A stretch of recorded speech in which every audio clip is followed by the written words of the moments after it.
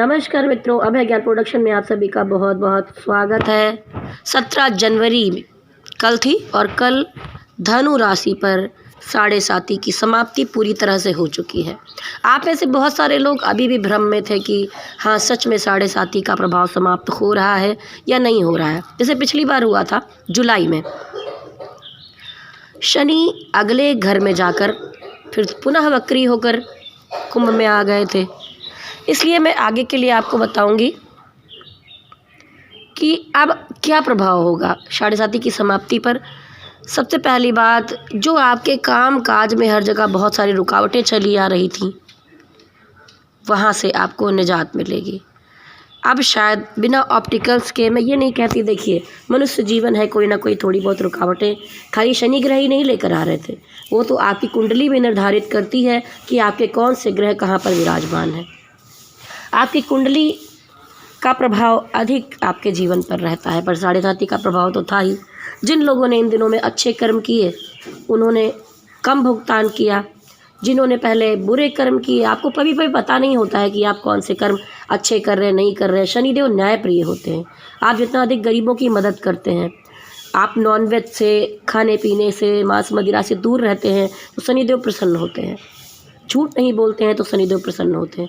तो ऐसा नहीं है कि सारे धनु राशि वालों से शनिदेव ने कुछ छीना ही था, बहुत लोगों को कुछ देकर भी गए हैं। अगर मैं अपनी बात कहूँ तो मुझे साढ़े साती में कुछ थोड़ी बहुत समस्याओं के अलावा शनिदेव ने दिया ही है। बहुत सारे कैरियर के मामले में नया जीवन दिया है। तो ऐसे कुछ एक आध लोग होंगे जिनको शनिदेव से फ़ायदा प्राप्त हुआ होगा। तो अगर मैं कहूँगी 2023 में भी आप आशावादी दृष्टिकोण बनाए रखेंगे तो 2023 और वर्षों की अपेक्षा शांत और आपको तरक्की देने वाला हो सकता है। ठीक है, तो यहाँ पर 2023 में अगर ज्योतिषीय भविष्यफल के अनुसार देखें तो ये साल आपके कैरियर की जो शुरुआत होगी वो कई अवसरों को लेकर आएगी। तो वार्षिक राशिफल मैंने आपका धनु राशि का डाला ही हुआ है, वो आप जाकर देख सकते हैं। तो ये वर्ष जो है उसकी शुरुआत शानदार हो सकती है आपके लिए।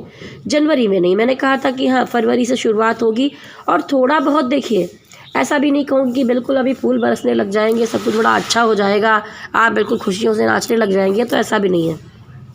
क्योंकि शनि देव अब आए हैं आपके पराक्रम भाव में, लेकिन गुरुदेव बैठे हैं आपके सुख भाव में। वहाँ पर आपको घर मिल सकता है, गाड़ी मिल सकती है, लेकिन उन्हीं से रिलेटेड कुछ समस्याएं भी हो सकती हैं। ठीक है, जैसा कि मैंने कहा कि आपके सुख भाव में गुरुदेव विराजमान है, तो यहाँ पर बहुत शुभ नहीं माना जाता। लेकिन आपकी अपनी कुंडली में अगर गुरु की अंतर्दशा, महादशा या उनका प्रभाव आपकी कुंडली में किसी विशेष स्थान पर बैठे हैं, उच्च में हैं, तो आपको उसका फल ज़रूर मिलेगा कि आप बहुत अच्छा करेंगे इस वर्ष में। ठीक है, और जिन लोगों में कहीं गुरु नीच के होंगे या कोई ऐसी जगह पर बैठे होंगे जहाँ पर बहुत ज़्यादा फल देने वाले नहीं होंगे, तो वहाँ पर कुछ समस्याएं आपको देखनी पड़ सकती हैं। और देखिए, तो ज्योतिषीय भविष्यफल यही कहता है। देखिए, जैसे साढ़े साती की समाप्ति हुई तो इस वर्ष आप अपने उद्देश्यों को पूरा करने में सफल होते हुए दिखाई दे रहे हैं। ये वर्ष आपके कैरियर की एक शानदार शुरुआत हो सकती है। कई अवसर मिलेंगे जिससे आप अपने काम काज में बढ़ोतरी कर पाएंगे। अगर आप काफ़ी लंबे समय से पुराने कर्ज में दबे हुए हैं, वित्त की यानी मनी मैटर की समस्याएं चली आ रही थी, स्थिरता बनी हुई थी, तो आपको कहीं ना कहीं से मदद मिल सकती है।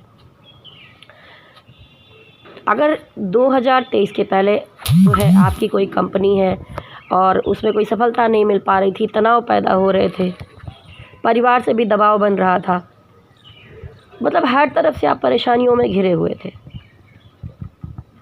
घर के मामले में भी आपको रोज़ नई चुनौतियों का सामना करना पड़ रहा था। इसके बावजूद भी आप अपने पारिवारिक रिश्ते को, चाहे आपका कोई रोमांटिक रिश्ता है, कोई ना कोई रिश्ता ऐसा है जिसको खींचते हुए चले आ रहे थे, तो वहाँ पर अब समस्याओं का अंत होगा और आपको खुशियाँ मिल सकती हैं।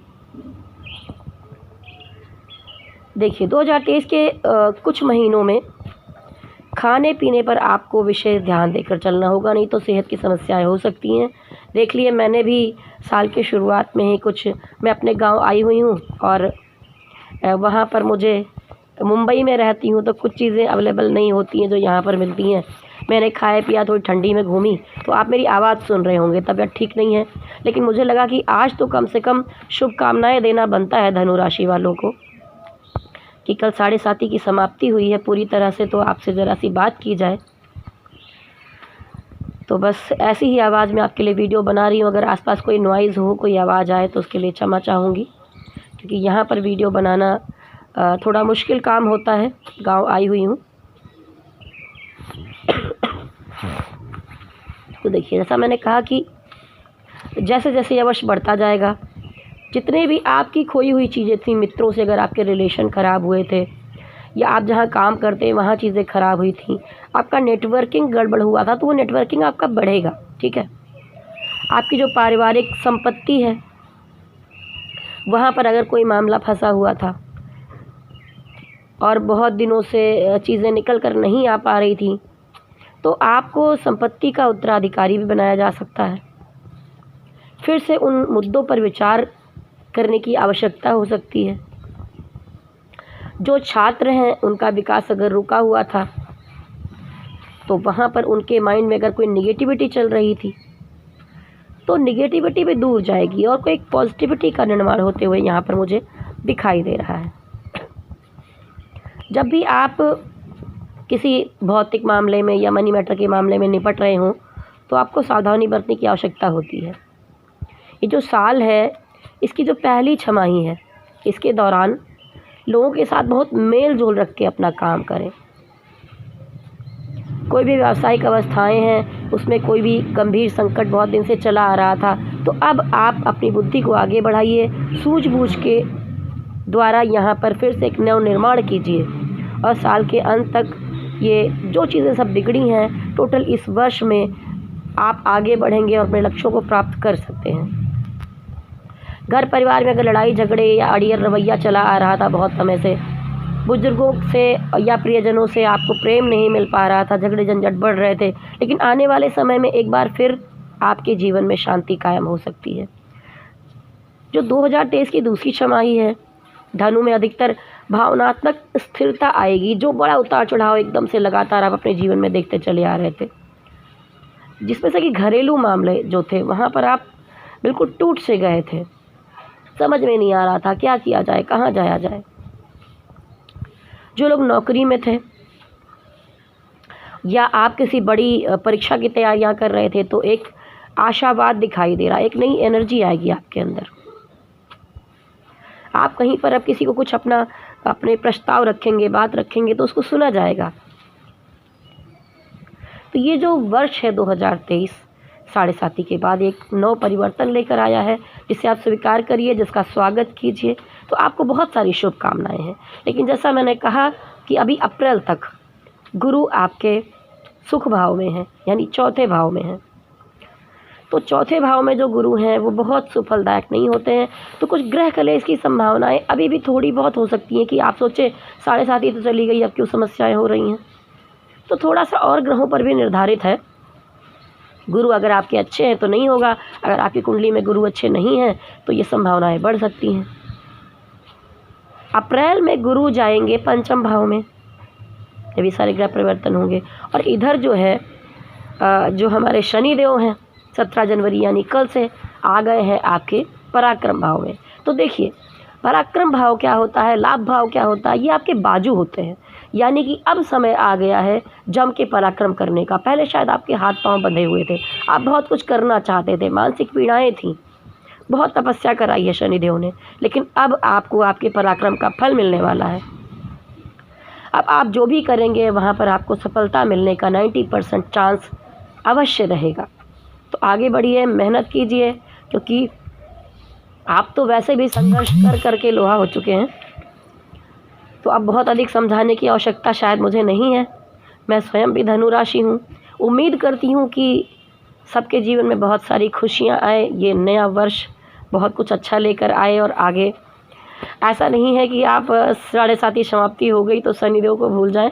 शनिदेव आपके पराक्रम भाव में है, तो अगर शनि आपकी कुंडली में कहीं नीचे स्थान में है तो आपको उनकी पूजा करते रहना चाहिए। कोई गलत काम मत कीजिए, मांस वगैरह से दूर रहिए, झूठ मत बोलिए, गरीबों की मदद कीजिए, शनिवार को पीपल के नीचे दीपक जलाइए। ये सब चीज़ आपको करते रहना है। और जिनके शनि उच्च में है तो उनको तो बड़ा फल मिलने वाला है। अब देखती हूँ मेरे तो धन भाव में ही शनि है, कुटुंब भाव में शनि है, तो कुछ समस्याओं का निवारण तो मुझे भी मिलता हुआ दिखाई दे रहा है। मैं खुद प्रैक्टिकल करती हूँ, उसके बाद ही आपको मैं उपचार बताती हूँ। और शायद इसीलिए आप लोगों को लगता है कि मैं जो बताती हूँ वो चीज़ें सही जाती हैं। यही कारण है कि पहले खुद पे साधिए, फिर दूसरों को बताइए। धनु राशि वालों, अब स्वस्थ रहिए, मस्त रहिए, तंदुरुस्त रहिए, लेकिन साल भर में बहुत बार बहुत से ग्रह वक्री हो रहे हैं, मार्गी हो रहे हैं, तो आप जाकर वार्षिक राशिफल ज़रूर देख लें, जो मैंने पहले से आपका डाला हुआ है उसके अनुसार साल भर में चलिए। और आपके लिए बहुत सारी शुभकामनाएं हैं। स्वस्थ रहिए, मस्त रहिए, तंदुरुस्त रहिए, आगे बढ़ते रहिए, बहुत सारी शुभकामनाएं हैं आपको। ओम नमः शिवाय, ओम नमः शिवाय, ओम नमः शिवाय। हरि ओम तत्सत, हरि ओम तत्सत, हरि ओम तत्सत।